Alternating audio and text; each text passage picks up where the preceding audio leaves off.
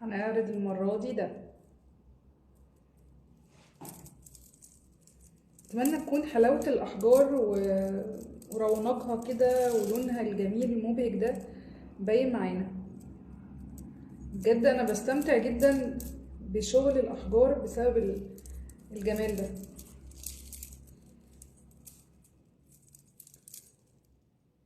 ده ايه بقى؟ ده عقد من احجار العقيق بدلاية حجر كوارتز. هو بقى النوادر اللي هي الدلايات اللي شكلها مش تقليدي، دلاية حجر كوارتز.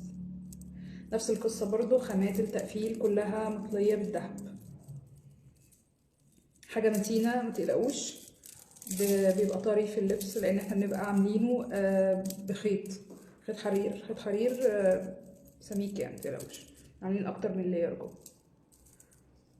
سلسلة التطويل احنا عارفينها، قفل طبعا بيبقى كبير شوية عشان بس ايه نهتم قوي بالحاجات دي. يعني بما انه 3 ادوار يبقى لازم القفل يبقى متناسب والسلسلة تبقى متناسبة مع طول مع العقد.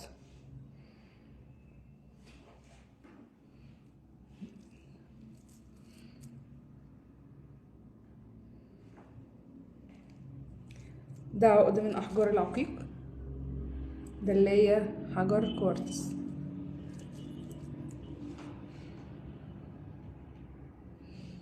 شايفين؟